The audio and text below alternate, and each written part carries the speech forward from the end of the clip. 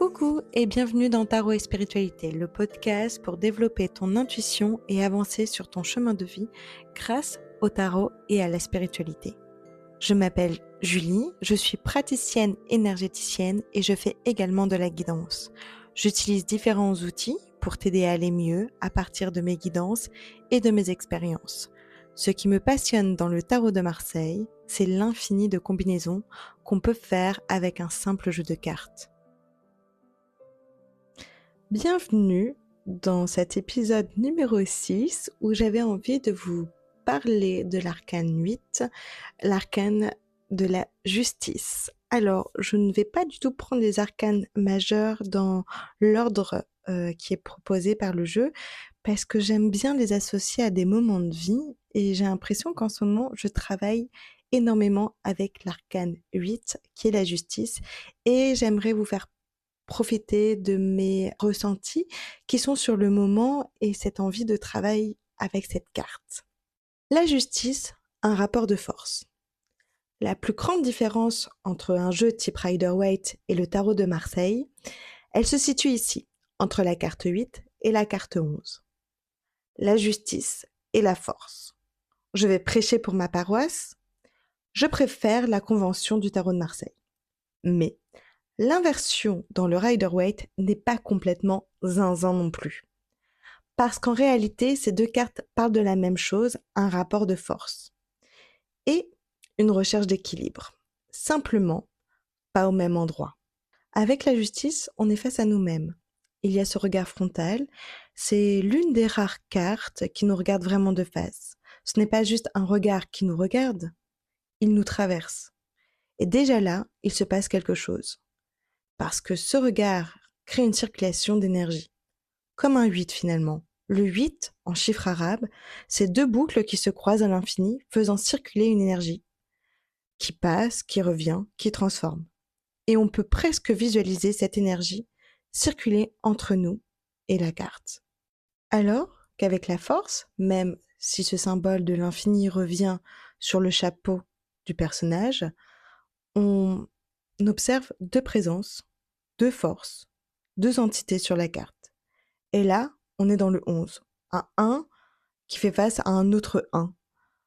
Ou en chiffre romain, qu'on peut voir, le 10 symbolisé par une croix, face à un 1, une unité qui rencontre un tout, ou un tout qui rencontre une autre unité. C'est presque une rencontre, une confrontation ou une alliance. C'est pour ça que pour moi, il est difficile de parler d'une carte sans l'autre carte. Parce que ces deux cartes parlent d'équilibre, mais pas du même équilibre. La justice, c'est un équilibre intérieur, et cet équilibre, il est profondément lié à notre vécu et à notre rapport à la justice, à notre histoire. Et la force est une autre forme d'équilibre, d'ailleurs même d'un déséquilibre, puisqu'on voit rien qu'avec le mot la force ou le mot justice, ils ne sont pas placés au centre de la carte. Bien sûr, je me base et j'analyse ces énergies-là via le jeu de Jodorowsky, et peut-être que le jeu que vous possédez n'a pas du tout ce même rapport de force ou d'équilibre. Revenons à notre carte de la justice, à notre arcane de la justice, et pour rentrer en connexion avec son énergie, je t'invite à te poser cette question. À quel moment dans ta vie tu t'es senti face à quelque chose de juste, de vraiment juste, et comment tu t'es senti dans ton corps, dans tes émotions? Et à l'inverse, à quel moment tu as ressenti une profonde injustice? Et qu'est-ce que cela a créé en toi? Quelle énergie, quelle émotion? Que s'est-il passé dans ton corps quand tu as vécu cette injustice? Parce que la justice, c'est exactement ça. Un mélange de ces deux expériences. Et surtout, c'est quelque chose de profondément personnel. Tu es la seule personne à connaître ta justice la plus haute au niveau des émotions et ton injustice la plus profonde.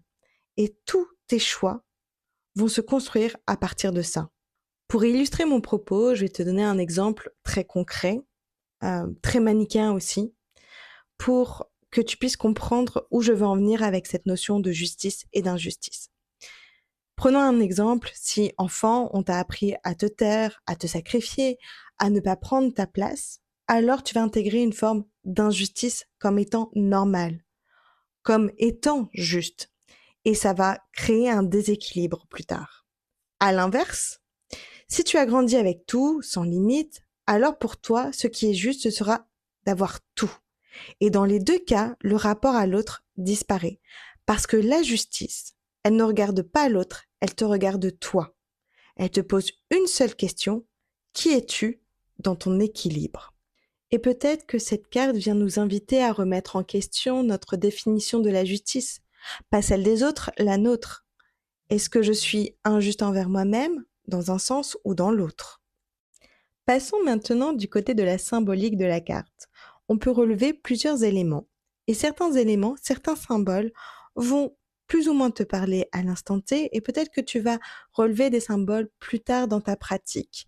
Je vais en donner quelques-uns parce qu'il va être très compliqué et pas très intéressant pour toi que j'énumère tous les symboles. Il y a des symboles pour moi qui vont compter et puis d'autres un peu moins pour toi. Il faut que tu gardes en tête que la symbolique est vivante, elle dépend de plein de choses, elle dépend surtout de toi, où tu as grandi, de ton vécu, et comment tu transformes les choses. La première chose que je relève dans la carte de la justice, c'est la balance. C'est ce qu'on voit en premier.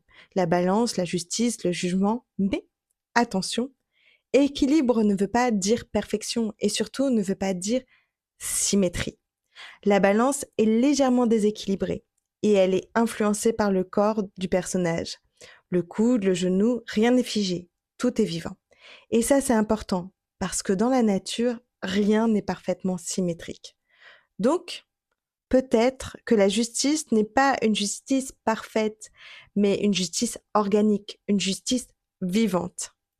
D'ailleurs, la dissymétrie est partout dans cette carte, partout, sauf dans le visage. Et ça, c'est presque troublant, parce que dans la réalité, personne n'a un visage parfaitement symétrique. J'avais aussi envie de vous parler de la symbolique du troisième œil dans cette carte, parce que elle détourne cette idée qu'on peut avoir de la carte de la justice.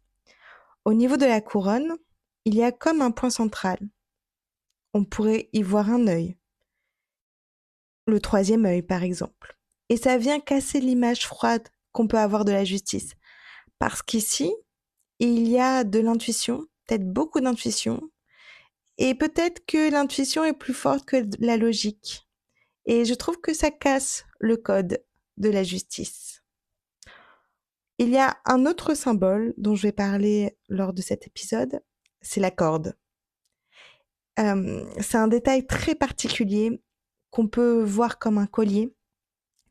Et cette corde, en fait, de la justice, elle se trouve quand même au niveau du cou. Elle lui serre pas le cou, mais elle se trouve quand même au niveau de son cou. Et je trouve que c'est une indication très forte, symboliquement parlant.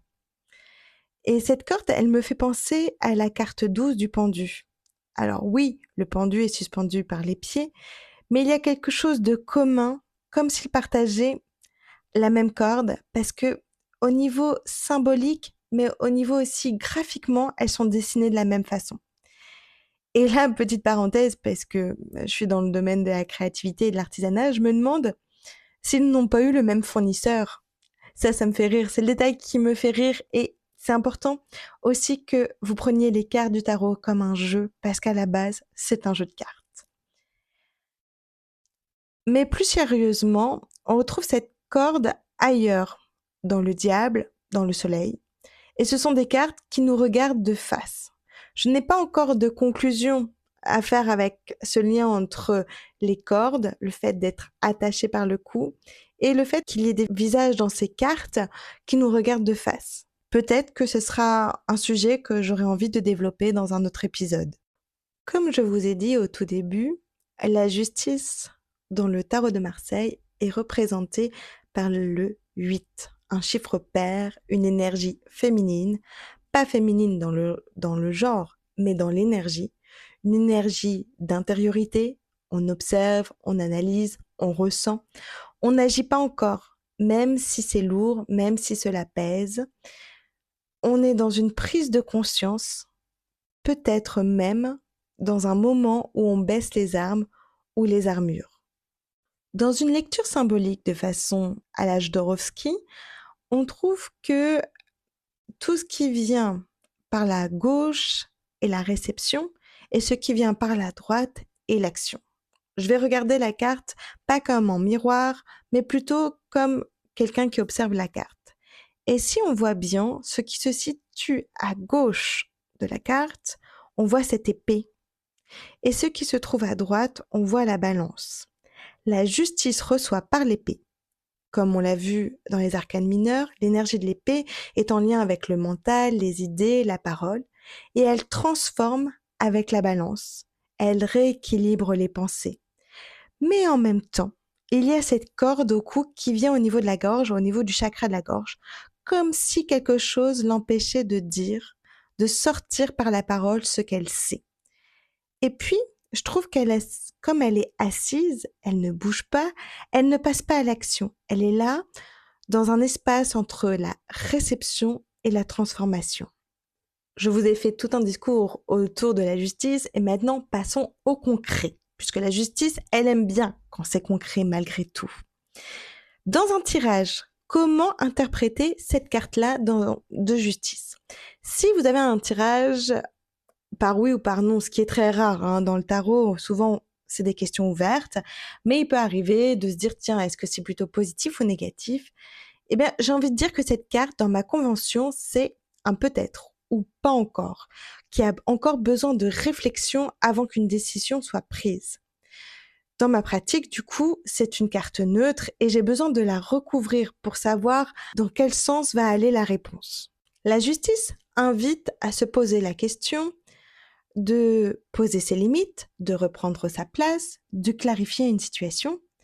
Elle nous invite à ralentir, à observer, à prendre du recul, même à méditer avec ce symbole du troisième œil. Elle nous invite également à faire le pour et le contre avant de prendre une décision, de couper ce qui étouffe avec cette corde qu'on a envie de couper, de se libérer. Et elle donne toujours cette nuance aussi entre la façon de penser, d'accueillir les choses et de les transformer. Le tarot de Marseille est au cœur de ma pratique et je l'utilise beaucoup dans mes guidances ainsi que dans mes soins énergétiques parce que j'aime l'utiliser comme un outil de psychomagie. Et finalement, il me sert de base pour comprendre la personne qui est en face et de ce dont elle a besoin de se libérer. Si vous voulez aller plus loin, je vais vous proposer actuellement une méditation que je pourrais faire en séance, sachant que j'adapte la séance à la personne en face, mais là, ça peut vous donner un exemple de comment travailler avec la justice comme cette idée de psychomagie. Si vous êtes en voiture, évidemment, vous n'allez pas faire cette méditation-là. Ce serait ridicule, n'est-ce pas Flo? Je sais que Flo, si elle écoute ce podcast, elle écoute tous ces podcasts en voiture. Donc ne faites pas. Et pour la parenthèse, Flo est ma partenaire pour faire les week-ends et apprendre le tarot de Marseille dans les week-ends tarot. Donc si vous avez envie, je mettrai en lien de ce podcast comment s'inscrire puisque il nous reste des dates au moment où j'enregistre ce podcast. Je vais vous présenter et vous proposer cette méditation. Pour cela, je vais vous demander de vous positionner de façon assise et assise, comme le personnage qui se trouve sur la carte. Elle a les jambes décroisées, donc vous allez prendre sa posture. Je vais vous demander d'avoir le dos bien droit.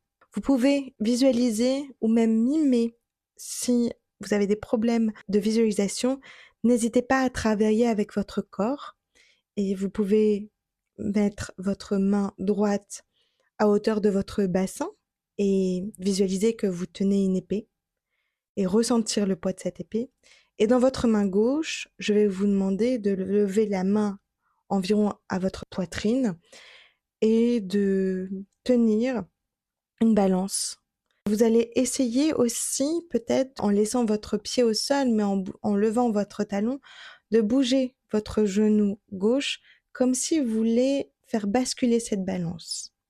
Là, vous avez une posture de la justice et je vais vous demander déjà de ressentir les sensations qui se passent au niveau de votre corps. Est-ce que c'est une position confortable pour vous? Est-ce qu'elle est juste pour vous? Si vous avez une écharpe ou un collier, vous pouvez le mettre au plus près de votre cou et essayer de ressentir cette sensation. Maintenant, je vais vous inviter à fermer les yeux, à garder la posture si vous avez envie. Je conseille toujours de la garder. De fermer les yeux et d'inspirer profondément par le nez, de gonfler votre ventre, votre thorax et de bloquer votre respiration pendant 4 secondes. 1, 2, 3, 4. Et expirez par la bouche toutes vos tensions en vidant votre air de votre ventre et de votre thorax. Encore une fois, inspirez profondément par le nez, en gonflant votre ventre, votre thorax, en vous remplissant de cet air. Bloquez votre respiration pendant 4 secondes. 1, 2, 3, 4. Expirez par la bouche toutes vos tensions. Encore une fois, inspirez profondément par le nez. Bloquez votre respiration pendant 4 secondes. Et expirez par la bouche toutes vos tensions. Maintenant, que ce soit par le corps, par la visualisation, je vais vous demander de ressentir le poids de cette épée. C'est votre mental, vos idées, ce qui vous demande de trancher. Et je vais vous demander de ressentir ce poids de cette épée, des tensions que cela peut créer au niveau de vos épaules. Et peu à peu, je vais vous demander de déposer cette épée au sol, de baisser le bras et de lâcher cette épée. Ressentez ce qui se passe dans votre corps, le relâchement de votre corps. Il y a peut-être une forme de légèreté qui va se passer au niveau de votre mental et au niveau de votre corps. Maintenant, je vais vous demander de ressentir la balance. De quel côté penche la balance? Vous pouvez même observer le poids ou observer ce qu'il y a dans cette balance. Est-ce que c'est rempli d'air? Est-ce que c'est rempli de personnes, de personnages? Est-ce que c'est rempli d'objets? Et je vais vous demander mentalement de créer cet équilibre avec cette balance. Et même si elle est remplie de choses qui pour vous ne sont pas essentielles, de vider cette balance. Je vais vous demander de ressentir l'équilibre qui se passe entre cette balance et vous. Et en fait, plus la balance est en train de tanguer, plus elle est en train de trouver cet équilibre naturel, plus vous sentez l'équilibre arriver à l'intérieur de vous. Maintenant, l'élément que je trouve parfois très gênant, c'est cette corde ou ce collier ou ce foulard autour du cou. Je vais vous demander de visualiser ou de mimer que vous enlevez ce collier pour libérer votre parole.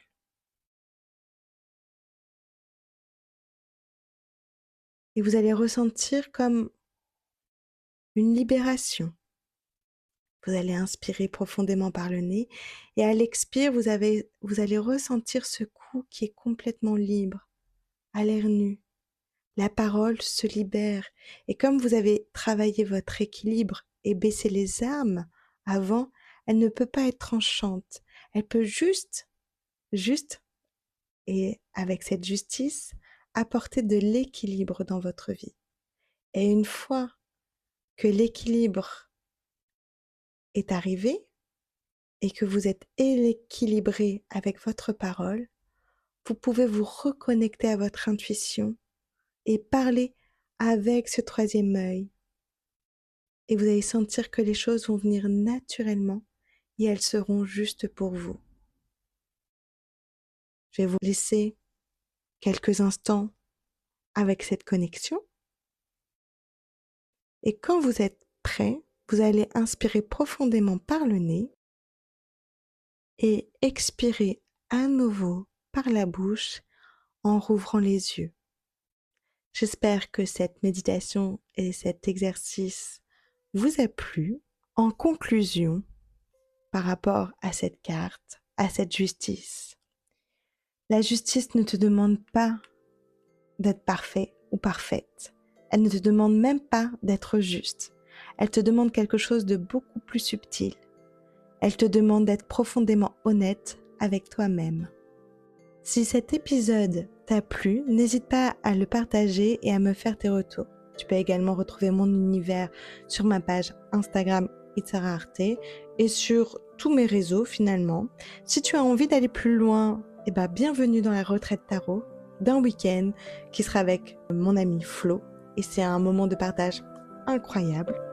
Oui, j'ose faire ma pub et ce sera un plaisir de t'accueillir. Sinon, je te dis à bientôt. Des bisous. Julie.